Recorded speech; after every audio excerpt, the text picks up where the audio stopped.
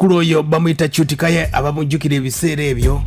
Omukulu ono gwe bayita Qute Kaye yasobodde okuba ate nga yavuddeyo n'ategeeza embeera nga wesobodde okuba ate nga etambula obulamu bwe buzze bukyukakyuka. Abajjukira emboozi omukulu Qute Kaye we yakwatibwa nga obutaala olw'embeera nti ebiragalalagala byali bimusazeeko. Akadde kano yasobola okuba ate nga afuna rehabilitation ey'enjawulo, n'asobola okuba ate nga afuna ne counseling esobodde okuba ate nga muyambye.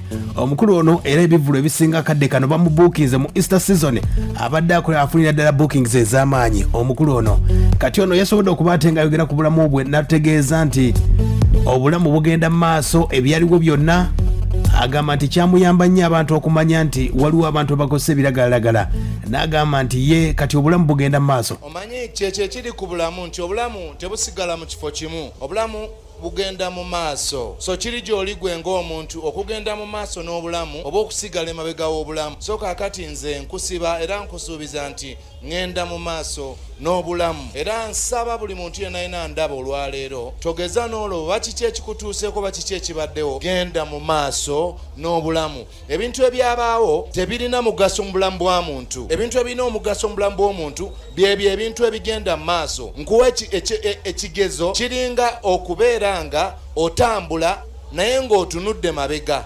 Nobeera ng'otambula naye ng'otunudde naye bw'ogenda mu maaso. Ki ekiyinza obaawo? Emmotoka betakukoona, ogwa mu kinnya, weekoona, otomera, wabeerawo kavuyo keerere. Singa ogeza n'otambula ng'otunula mabega. Ekitegeeza obulamu bwakutambula ng'otunudde gy'olaga. Ye mukulu we gwe bayita Qute Kaye yali atawanyizibwa ebiragalalagala okozesa enjaga, agamba enjaga yali aginywa buli kadde. Era agamba nti ekyokumukwatira n'obutaala kyamuyamba nnyo obulamu ne bukyuka. Era mbagamba bannayuganda bannange, nze nsuubira nti Katonda yankola kye yankola kyonna ekyambako mu bulamu bwange. Okunsanga n'akataala wonna we mwandaba, bandaba n'ebbongo nga nywa enjaga, yakikola nsobole okuwa muganda wange munnayuganda amaanyi n'essuubi nti singa otunula gy'olaga kiri bulungi. Olw'ensonga kiri bulungi. Katonda buli muntu gwe yatonda n'akulekawo nga tofudde mu covid, tofudde wali ne wali, alina pulaani nnungi nnyo gy'oli yeesinga.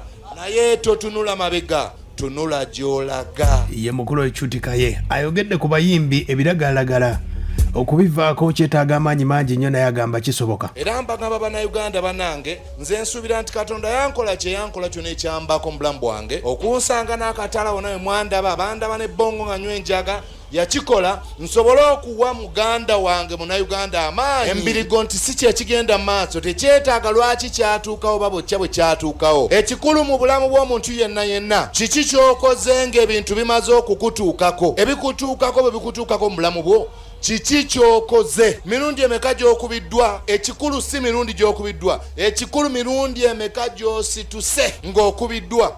Ekyo kye kigenda okufuula omusajja ow'enjawulo. Lwakubanga kiri gy'oli oli wa ddembe okugwa, okufuna obuzibu n'okubwa, n'osigalawo ku ttaka, n'ofa bw'otyo. Kale nze enjawulo eriwo nti nandyagadde okusingako ku bwe naali.